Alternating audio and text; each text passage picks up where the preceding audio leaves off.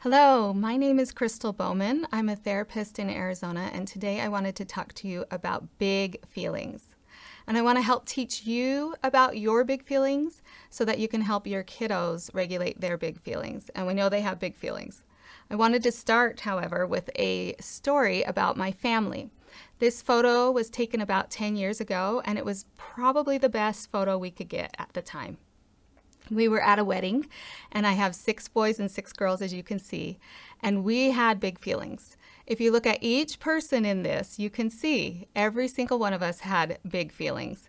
And I, as a mom, have really big feelings around family photos because I'm worried about I've spent a lot of time getting the clothing right. I'm worried about if it's, if they're tucked in and everything's right. And usually it's around a significant event, and so there's already big feelings. I also wanted to share this photo because it was the time frame of a story that changed the way I looked at emotional regulation. My kids were about this age, and my husband was traveling a lot. 2 to 3 weeks at a time. And it was bedtime. And you know how bedtime is just that time that if there's any more patience left, it just seems to dissipate. Well, I was trying to get my kids to bed so that I could actually remember how great they are. And I was standing in the end of my hallway. And in our family, the house forms a T, the hallway forms a T, and the bedrooms are this way. I remember I was standing against the wall, and that's where our timeout bench is. And I have kids to the front of me, kids to the side of me, kids to the side of me, and just chaotic. And I don't know what happened that day, but something snapped. And I remember I just started sliding down the back of that wall, landing on the timeout bench, putting my head in my hands, and I just started to cry. I was crying hard. I had some sobbing, and I was saying things like, I can't do this anymore. Well, my kids went silent. They completely went silent. And then, out of nowhere, they erupted in laughter. They were laughing, not the kind of laughing that you say, oh, we shouldn't be laughing. They were laughing hysterically at their mom sitting on the timeout bench crying about how hard it is. Well, I don't know how we got out of it alive. They all got in their beds, and I was hurt for many years that my children would laugh at my big emotion around being sad and feeling hopeless and overwhelmed. And as time went on, it's become a famous story in our home that we all like to tell, and we find it humorous. However, this is what I learned from it. I struggle even regulating my own emotions as a grown woman and even studying this stuff. And I am trying to teach my children how to regulate their emotions. My job is to learn to regulate my own so I can teach them how to regulate theirs. Their job is not to regulate my emotions. They responded to my emotions. I'm still needing to teach them quite a bit because we cannot learn to regulate other people's emotions, help them regulate until we know how to do our own. And we also can't respond to other people in compassionate, appropriate ways unless we know how to regulate our own emotions and we gain an education around emotions. So I'm going to try to help you do that for your kids and yourself today. I also, from that story, realized that my kids had seen me do big emotions. They had seen me be angry, disappointed. They'd seen me be silly. I can laugh like nobody else. But they had never seen me like that before. And so it elicited in them, like we all have when we are uncomfortable and we don't know how to respond, sometimes we just laugh. Well, I want to be clear, I had those moments before, but up till then I had buffered it and hidden it. And what if they had gone their whole life thinking their mom never felt that way? They may feel different and something's wrong with me when they do. And so I do believe as parents that it's opportunities when we do have big emotions for our kids to see it and for us to try to teach to regulate it, and when we get it wrong, for us to repair. When I think about emotions, I ask this question: what are big feelings?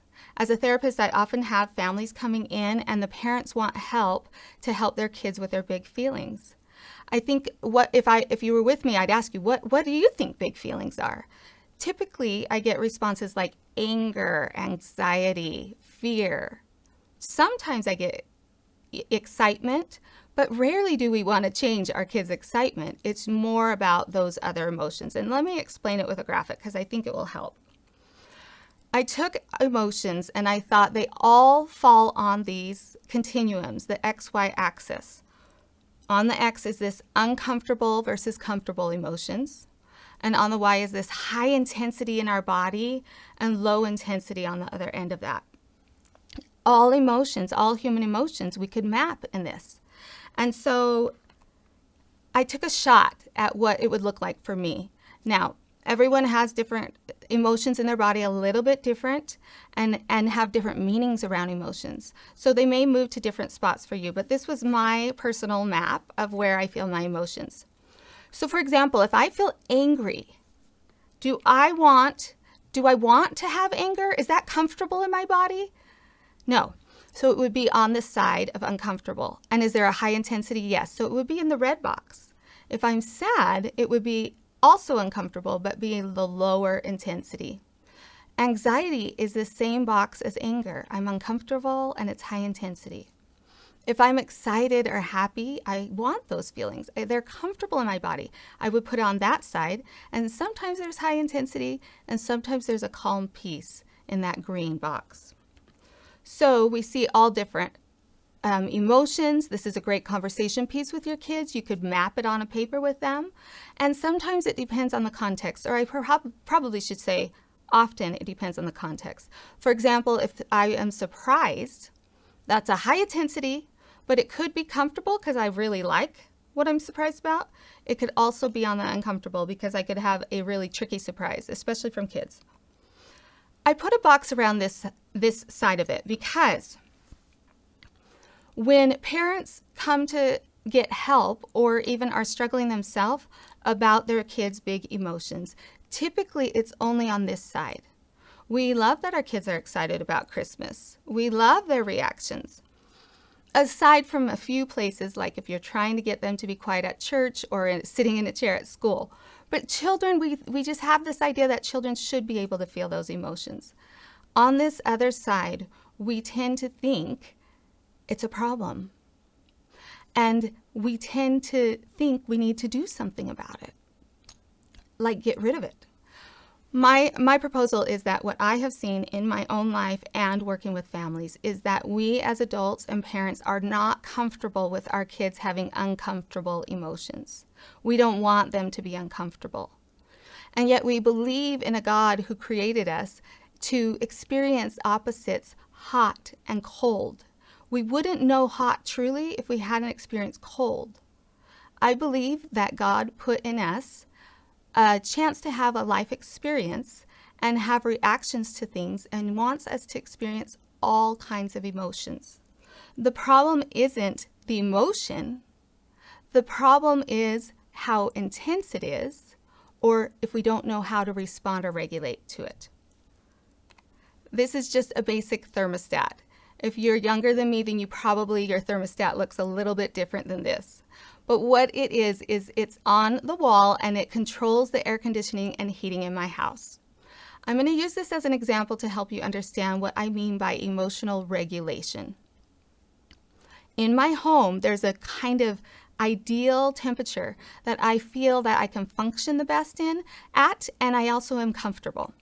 I set that temperature on my thermostat, and then the air conditioning system, the heating system that I pay for, if it gets too hot in my home, in Arizona that happens a lot, the AC will kick on and regulate the temperature to come to the ideal where I feel comfortable and I can function. If it gets too cold, the same thing. The heating will kick on and it regulates the temperature to that ideal. We can do this with emotions as well. In fact, I'll get later on in my presentation, there's something that I really discovered that's cool. And that is Heavenly Father has given us the tools inside of us to regulate our emotions. So I first need to talk about top down, bottom up. So there's a couple theory, educational pieces before we actually get to application and tools today. Top down. We often are pretty comfortable thinking and trying to regulate big emotions top down.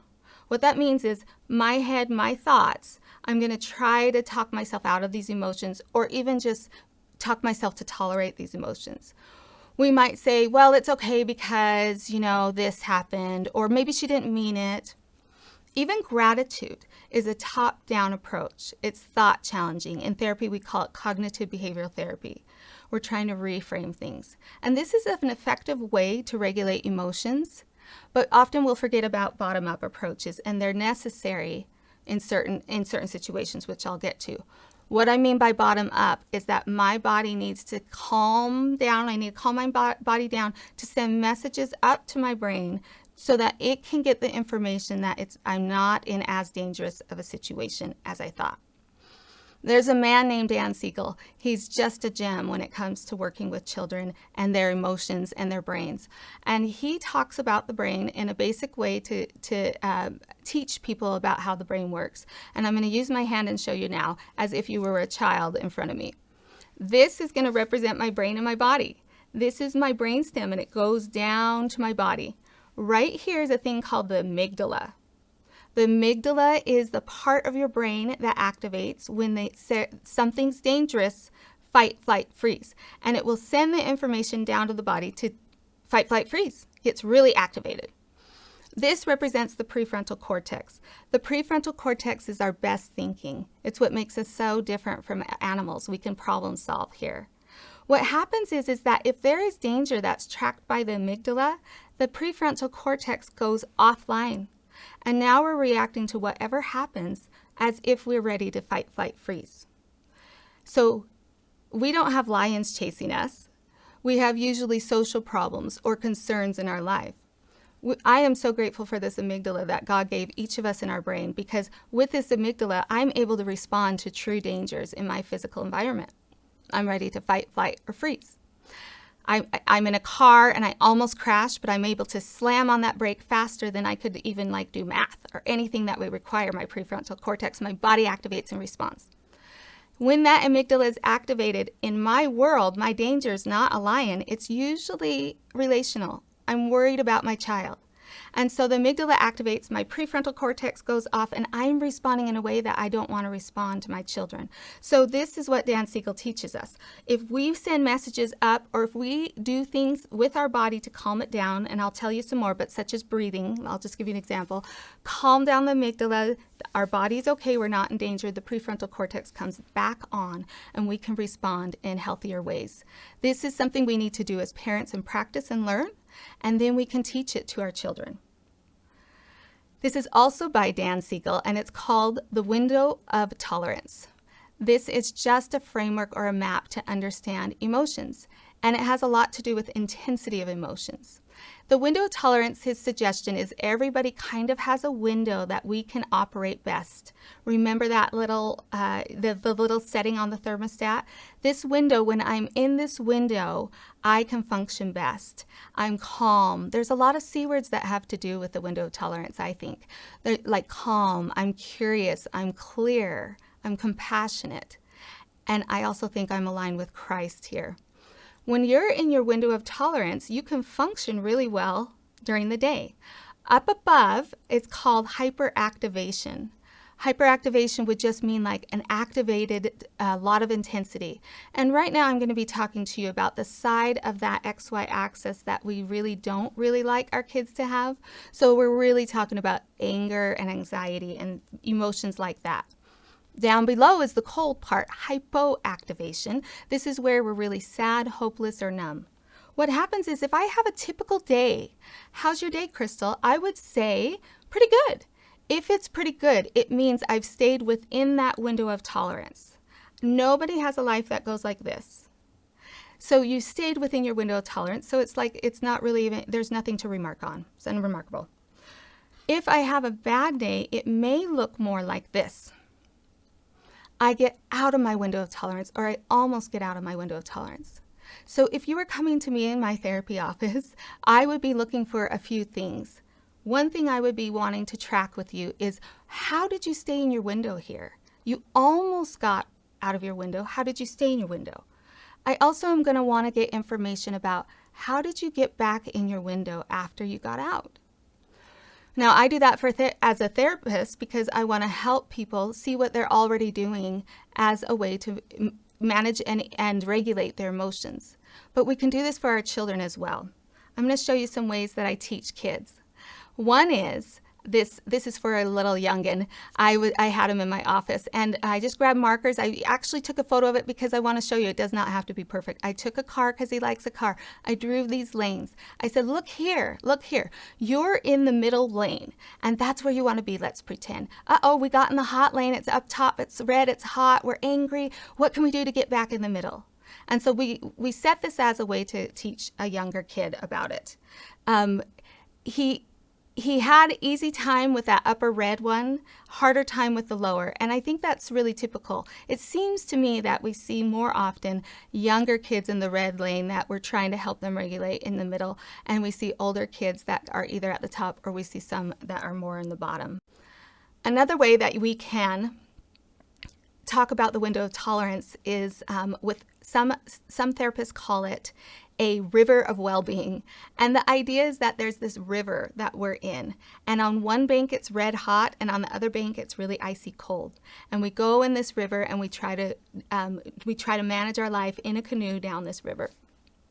The reason I like this analogy is because we can, as parents, think of two things. One is if our kid is in a canoe trying to navigate maybe boulders in that river, we can help them. Oh, look, that's probably going to be upsetting. Let's talk about it. We can do it before, we can do it after, and we can do strategies in the middle. However, if they get out on the bank, we can also hop up on the bank with them. No. We have to stay in the window. We help them, coach them, guide them back in their window. We're going to be looking for informations of what, again, gets them almost to the edge and stays in, or what gets them out on the bank. That's information for me to know as a parent. The other thing that we can help them with, so the first one that I was talking about is an internal regulation around the window of tolerance. But as parents and teachers, we can also help with the external. We can look at are they overstimulated? Do we need to change lighting or noise in certain situations? That's the external, outside of the canoe. Can we help them to stay within their river? Another one might be your schedule. Schedules really help kids stay within their window of tolerance. So a couple points I want to make sure that you have is, number one, all emotions are human, part of being a human being. We don't attach value to emotions. Actually, many of us do. But I'm challenging you to not attach value, or one is more desirable or one is more even godly than another. All human beings have all emotions, and it's part of being normal human being. That's a really good thing for your kids to know. The problem isn't the intensity of the emotion. The problem is when me as a human being, I don't have the capacity to be able to stay in my window of tolerance with what's going on. So the problem is not the emotion. The problem is when I don't have the capacity to either tolerate the emotion or to respond to the emotion or regulate the emotion so that I can show up the way I want to, that according to my value system in my relationships. Number three is the goal is to regulate our own emotions to get back in the window of tolerance or to stay in it. And then the third one is this. We can expand our window of tolerance or our river by two ways. One is, I believe, self-care. And when I think about self-care, it's easier to explain and understand if we think of a baby. Just the basics. I'm not talking about just necessarily going and get a pedicure. Some of my friends will say, sure, if that works. That's not what I'm talking about. I'm talking about self-care. Like, are you getting enough sleep? What are you eating? Right? Do you have time with people you love? Are you getting enough water, rest, play, self-care, and nurturing ourselves? The second I would suggest is connection. We expand that window of tolerance, we expand that river if we are connected to ourselves, to other human beings, and to God. The last thing I want to suggest is that we cannot regulate another human being, or we cannot help another human being be regulated if we are dysregulated. So we should focus on learning how to self-soothe ourselves. How can I regulate myself before trying to help a child that's dysregulated? Here's some 2 cues that helps me know when I am regulated and I'm able to show up for my child in the way I want to. And these are also 2 cues that the child is looking for to determine if I am attuned to them. It's probably not what you think I'm going to say. The first is eyebrows. So there's research like from 1960 moving forward looking at how people facial recognition and emotional, how they are able to interpret people's emotions from their face. And what they did is they did a hierarchy, and it was like eyes, nose, mouth, body, and eyes won. And then later on, like within the last 15 years, there was some research done where they photoshopped out the eyes, and actually the eyebrows were incredible to be able to tell what emotions were, what another person's emotion that they're having. And this is important because if I'm wanting to show up in a way that is grounded and I'm a little bit flustered, I'm not quite out of my window yet, I can say to myself, how's my eyebrows? And literally just try to relax my eyebrows. The second one is your shoulders. There's a couple therapists like John Gottman and Sue Johnson who talk about couples therapy and connection and attachment. And they say, make sure you turn towards the person. Well, in my therapy office, I'll often see couples talking, and I'll say, can you share that with your partner? And they'll just do this. And I think the shoulders are so important. When I'm at home, I might be on my laptop working, and my husband comes to talk to me, and I'm like, I'm listening. Look, I'm even shut down my laptop, but I'm not turning my shoulders. Turn your shoulders towards the person that you're trying to help or connect with. This is just some drawings I did just to show you with the eyebrows. The eyes are consistent. There's no nose or mouth. Do you see how you might discover different emotions just by the eyebrows? Here's a couple scriptures or 2 scriptures and a quote, because I believe emotional regulation is part of God's plan, and I think He wants us to learn how to regulate our emotions. He even gave us tools to do so.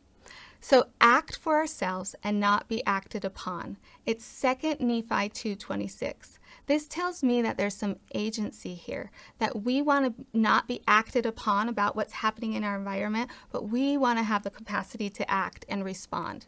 This is from a manual, and the parts that I want you to pay attention to is that it tells us we will have strong emotions. It says here it's a normal part of our mortal experience. But at the bottom is especially important because it says when we try to as we learn to manage, regulate our big emotions, we actually increase our agency. We can actually use our agency for good in regards to our emotions.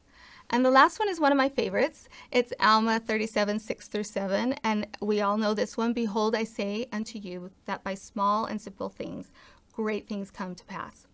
The reason I want to share this scripture is because I want to tell you, when I went back to school to become a therapist, I scoured over research to try to figure out what is this golden ticket. How can I help people who are depressed or having really big emotions? There's got to be answers. And it kept coming back to things like breath. How could something as breath be so powerful? And I'm going to tell you what I believe. I believe that God gave us the ability to work with our breath. I'm going to get to that in a minute. I want to show you a really important point about this window of tolerance. When we consider tools to regulate our emotions, when we are hyperactive, maybe we're really, really angry, versus hypoactive, I put a line there just because it's just calm and chill with intensity. There are certain tools that are more helpful when we're in our window of tolerance versus when we're out.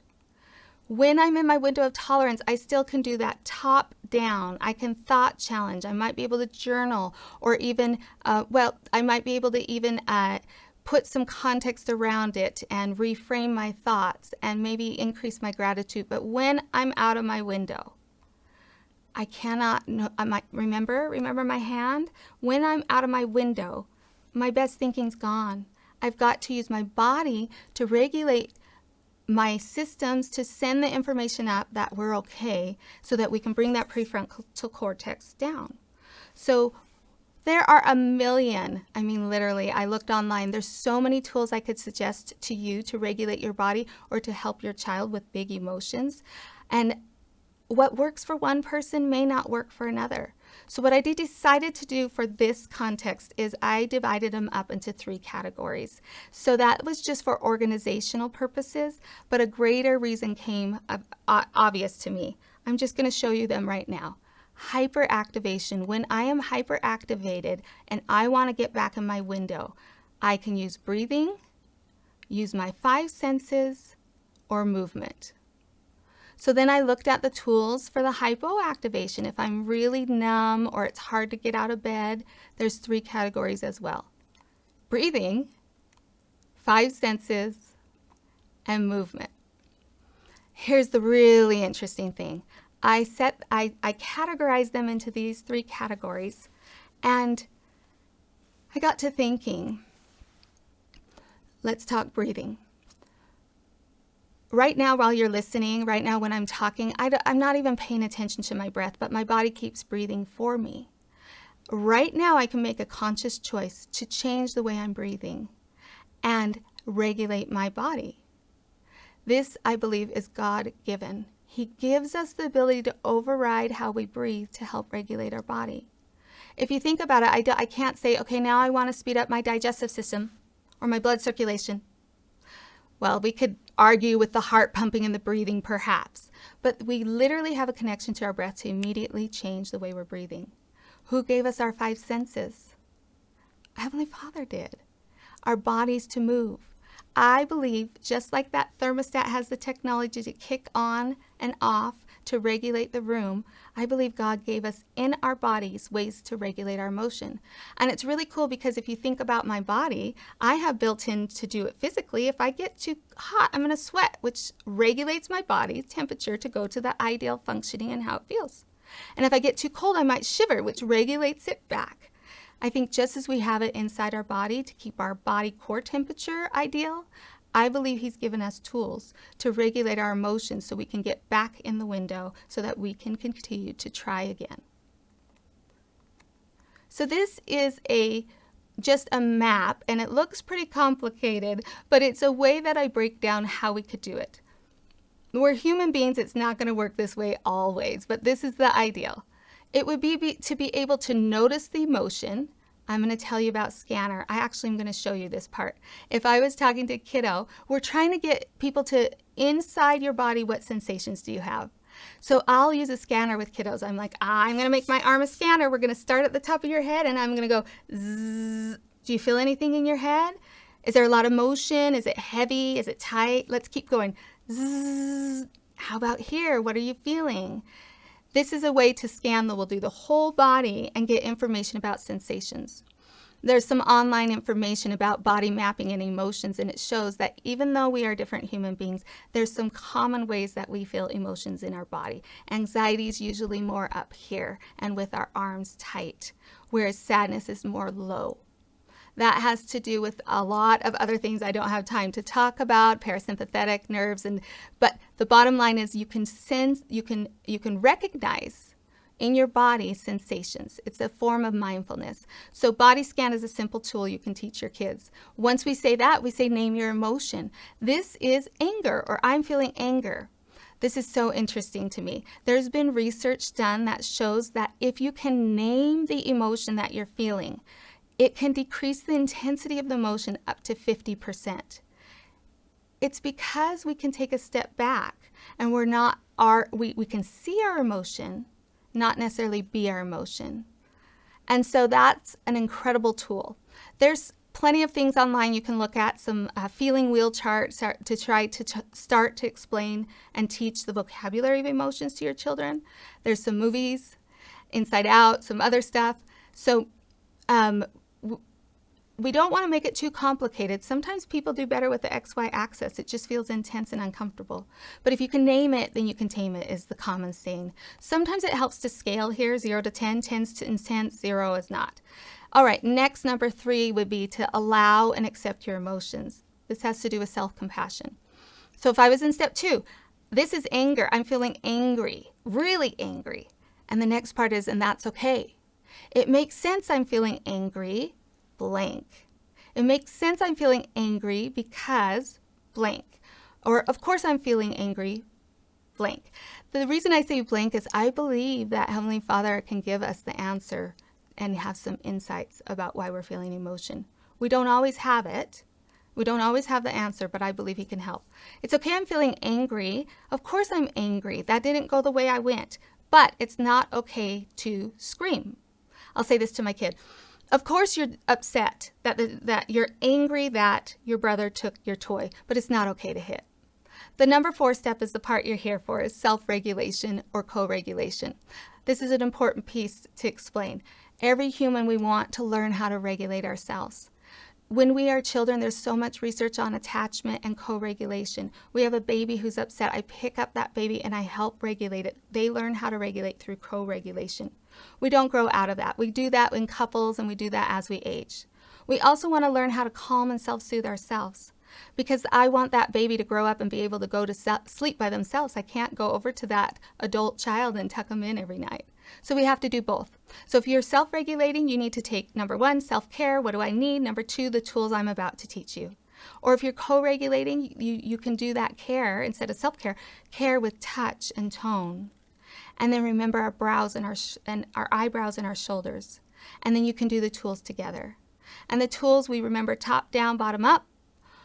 Right now we're going to move into the bottom up strategies.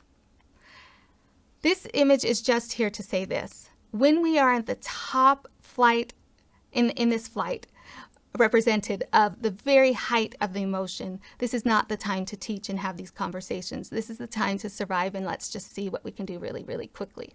You would have to have taught some of these tools before, and then even maybe talked afterwards about what worked and what didn't work and what could have possibly worked. But in the height of it, we are just trying to manage. But we need to be teaching before and after. Here are the 3 categories of self-regulation tools. The first is breathing. I'm actually going to just share some of them. There's hundreds of different kinds of breathing tools. These are some of my favorite. Hot chocolate breath. This is so fun with kids. I'll just pretend you're one of mine right now. I'm going to get my hot chocolate. Get it with me. Hold it really, really tight. Oh, it's so hot. Let's smell first. I love hot chocolate, don't you? Okay, we're going to blow, but we don't want the hot chocolate out. Let's cool it down. So before difficult incidences, I teach them what a hot chocolate breath is, and in the middle of it, I might say, let's get your hot chocolate. Square breathing is another one. 4, 4, 4. Square has 4 sides. You breathe in for 4. You hold the breath for 4 seconds. You breathe out for 4 seconds, and you hold it for 4 seconds. That's another one. It's really common. I like this one because there's always squares to find. You can watch a window and breathe your way around it. There's a thing called elevator breath. My kids call it the mom breath. This one's my favorite. We're going to pretend if you go to Disneyland, it's the Tower of Terrors is what I think of. You're going to take that elevator breath all the way up, and then you're going to go up above even a little bit. So breathing in, we get to the top, and we're going to go 1 story higher, and we're going to drop it. Ready? It just seems to relax my muscles and get it out really, really quickly. Elevator breath or mom breath. And last, palm breathing. This is breathe in and out. Breathe in and out. So you get 5 breaths. I love to teach this to the teenagers I work with because they could just have their hand on their leg. Nobody would even know. They press down their thumb while they imagine their eyes going up and over while they breathe, all the way till the 5th. Also, it's a co-regulation one. I could put my hand up. My child could put their hand there, and we could breathe, and our fingers follow all 5 breaths. Those are ways that we can either calm the system if we're activated, or bring the system up if we're low activation. So I'm going to give you an example. You ready? I came home one day and I had this big tub of honey. I don't know if you've ever seen that. And my son had taken that big tub of honey and gone up and down our carpeted stairs. Okay? So we're going to use this framework, and I'm going to show you how it is. Now, in the moment, I can't do this framework as quickly if I haven't practiced it. So in the moment, I'm going to need to do what I need to do, like move him to his room or something so I can get myself regulated because I'm dysregulated. Scan my body. It's right here. It's right here. It's everywhere. This is anger. Of course I'm feeling anger. I'm probably 9 or 10. This is anger, and that's okay. Of course I'm feeling angry, but it's not okay to hit him or to scream. Well, maybe Up to you. It's not okay to do certain things to your child, of course, and I don't want to, but it makes sense. So I'm going to have to self-regulate right now. What do I need? What do I need? I need him to his room, right? I need to put my stuff down, and then I'm going to regulate bottom up. And if we were doing a breath in that situation, I would probably pick the elevator breath all the way to the top and drop it. And I'd probably have to do it a few times. And then I would decide what to do next. 5 senses. Heavenly Father gave us 5 senses. This is how we take in information. Often we think it's helpful to distract a child when we're in a difficult situation. And that is true. But let me tell you why it even works. Or distract ourselves if we're really upset. That amygdala got information of danger, and the best thinking is offline. If we get new information to that amygdala will have new information to respond to, and naturally you'll start to regulate. The most common one, if you go online and search grounding skills, it will come up with 5 senses. And everybody does this a little bit different. But the bottom line is, like, let's say, look around and see 5 things you haven't seen before. Maybe 4 things you can touch. Maybe 3 things you can hear, 2 smell, 1 taste.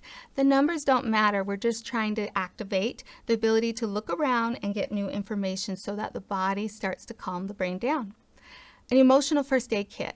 I have a kit that comes everywhere with me. It's in my bag right now. And in it, nobody would know that it's my regulation tools. In it are things that my senses like, a lotion that the smell that I like so much, a little mint that might taste, something I can touch. You could help your children by together making an emotional first aid kit and practicing with them.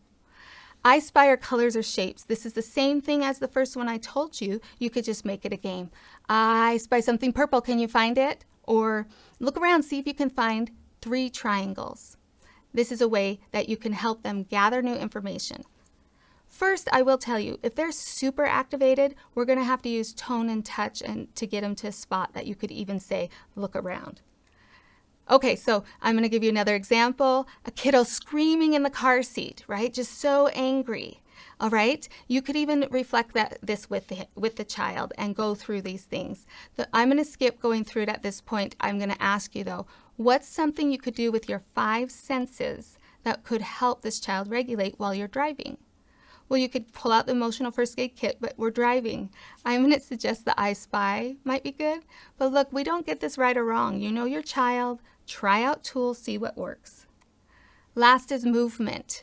I have a client that one time told me she was struggling a lot, and she said, look, I need help, but if you say exercise is the answer, I'm going to be like out of here.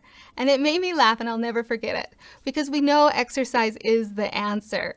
We just sometimes don't like to do it. And there's so much research about exercise, but moving our body and exercising really helps regulate our emotion. It also helps expand that window. The second one I put squeeze, shake, or wipe off. This is great for all ages, but kids especially like it. So squeeze is where we hold all of our muscles so tight for 5 seconds, and then we relax them. That can help us regulate. Shake, we just shake our muscles. You know, it's fascinating. There's so much research about this. If you look at animals in the wild, they might be chased by something, lion or whatever, and then once it's after, they literally just shake out all their muscles. Sometimes we need to just shake out all that energy out of our body. And then I like wipe it off. It's a newer one. We can wipe it off if we don't want it, and we can choose to get our body activated and start regulating. Another one is moving our body towards someone to co-regulate. Or if it's really high energy, like my stair incident, we might want to move our body away. But because I'm a therapist and because I love to teach relationships and because you love your children, you need to make sure you return, of course. Last one is just do something. Just do something. Coloring, anything that gets new information in your brain. Okay, I'm going to give you a situation. Let's say it's the first day of school and the kiddo's really anxious. You say, oh, where are you feeling that in the body? Number 1. Number 2, oh, I think you're feeling anxious. You're kind of worried, or are you excited? Help them differentiate it. Let's say they're anxious. Hey, that's okay that you're worried, of course, but it's not okay for us not to go to school. It makes sense though. Okay, so then I'm going to want to co-regulate. I'm going to check my shoulders, my brows, my tone, and I'm going to say, hey, Maybe I say, I've been worried too. Let's use some tools together. Which one do you want to try? And usually if they're really dysregulated, they might not have it. Let's shake it out. Let's shake it out. Okay, shake it. You could even put music on and dance. I want to put these photos up here because it is different as a parent. This is me and with my boys. It is different as a parent to help regulate a child at this age. There's some instinctive stuff where we hold them tight, our tone. It changes it when it's this age. I can do a lot more teaching here. I'm teaching him. I'm still co-regulating. I'm teaching him to self-regulate. But once the child gets to this age, I love this photo. This archway is really wide, and he just really is looking at me like he does not want to talk to me. Am I in a spot at this age to go, hey, buddy, I can tell, is it in your chest? No, we're past that. Actually, all I really have right now here is to regulate my own emotions. And we can do that with scripts. I'm going to give you a few. This first list of scripts are using the tools that I had and a way that you can talk to your kids about their emotions. So I'll just pick one. Let's do breath. I see you're frustrated. Hey, let's try the deep breaths. Get your hot chocolate. Or do you want to do elevator? That might be a script that you could use. These are just ways you could say it. Here's one that you can use, scripts that you can use, meaning what I can say about my own emotions to regulate it for someone else. So maybe I'm really stressed. Let's say 5 senses. Hey, I'm feeling really, really stressed. And I think if I look around with our 5 sense stuff, can you help me? Do you want to help me? I'm really stressed. Let's look around and find something red. And then you're teaching them. You're saying, here's what I'm feeling, and here's a way to regulate it. And if this works when they're not dysregulated. It works when we're both starting to get dysregulated, or if you're the one that's dysregulated. Here's some possibilities with teens, like that last photo. We're past the teaching with that airplane. We only can teach through modeling, it seems. So I might say, okay, there's a lot more going on here. I don't want to make it worse. I need to regulate myself so I continue this conversation. And in my home, often this is that second one where I'm like, I'm going to need to take a moment in my room to regulate. And sometimes I'll even have a screaming teenager on the other side of my door. And I'll put on the music and I'll do a tool and I'll regulate my body and I'll come back to that screaming teenager. But I come from a solid, sturdy place. I bring this photo up again because I want you to know a few things. One is my kids, first of all, we have gotten better photos than this. That was just a really difficult photo year for us. Secondly, most of my kids, especially the oldest ones, are a lot better at their regulation, a lot better at responding to other people's emotions, including mine. And I'm a better mother and a sturdier, solid mother, able to regulate my emotions and teach them. The other reason I wanted to put this photo up again is because of this. I know that a family photo is not the hardest thing that you're going through. It's not the hardest thing I went through or am going through with my kids. And I don't choose to share those hardest out of privacy of them. But I have been through really hard things with my kids.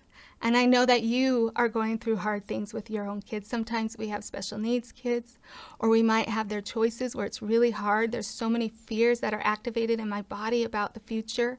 And then I'm showing up in a way that I'm losing my influence over them. There's lots of reasons why it's hard to regulate. I want you to know that I know that, but more importantly, I want you to know that Heavenly Father knows that. And He gives you tools. And we get it wrong and it's messy and all the time. Here's some really, really great research. The research shows that we don't have to get it right. Our heavenly parents are perfect parents. We are not. The research shows, not even spiritual research, we're talking academic research, that we only have to get it 30 to 50% of the time right. The difference is we have to repair.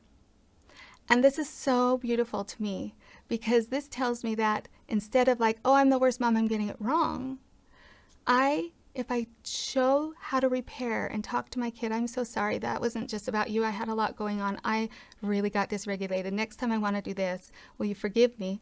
I'm modeling the atonement for them, that we get it wrong, we apologize, and we try again. So we try to be these sturdy leaders in our home. There's this a therapist that I heard that talked about this. When you are a sturdy leader, imagine an airplane, and there starts to be just bumpy, and it's scary, right? And the pilot comes on, and he might have three responses. One might be like there's nothing going on. Why are you freaking? Just calm down, right? And at this moment in the airplane, I would be like, my pilot is clueless, doesn't even realize there's something, and now I'm really double scared. Or there might be a second response that's a little bit more like, oh, hey, don't, like, you need to calm down. You need to calm down. I can't think if you're this way. Now I'm thinking, my pilot can't regulate their own emotion. In other words, my emotions are contagious, and now we're really going to crash and burn in this airplane, right? Or there's a third one that's like, hey, listen, I can tell that this is really scary. And that makes sense. It's okay. It's okay. I've been through this stuff before, and I know how to weather through it, and we can get through it. And now I can take a deep breath, and I can feel safe on this airplane, even though there's turmoil and turbulence. There is this goal that I have as a parent to be a sturdy, solid leader.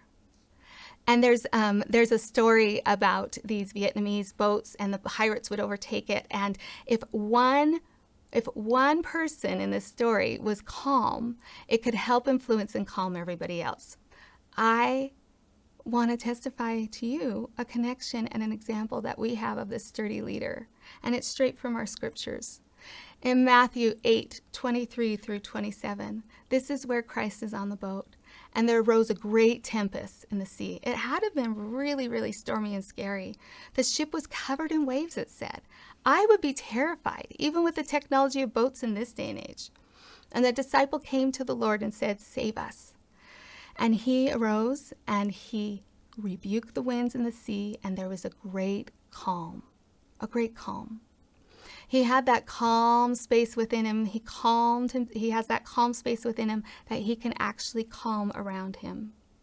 And I believe that we can calm the storms inside our own bodies by using the gifts that God gave us to regulate our emotions. And in doing so, then we can be in that space of our own little ocean. We are able to calm the storms around us that are in our own kids. And we can follow him in that way. And we're going to get it wrong, and then we just repair and try again. There's a beautiful artwork that I'm sure you've all seen where Christ is standing in the ocean and calming it. And it reminds me of our hymn, Master, the Tempest is Raging. And it's a beautiful hymn. If you have a chance, read through the words again and ponder on it. How can I do this inside of me and around me? Well, when I looked up that artwork in preparation of talking to you, I discovered the name of the artwork is Stilling the Storm. I testify that the only way we can still the storm is a combination of the tools that God gave us for our body, and also with faith, patience, and forgiveness of ourselves, and asking for forgiveness of those who we react in ways we don't want to, as we're learning to regulate our emotions. I also testify that Jesus Christ is the calm in my storm, and I hope you are able to discover that as well. I say that in the name of Jesus Christ. Amen.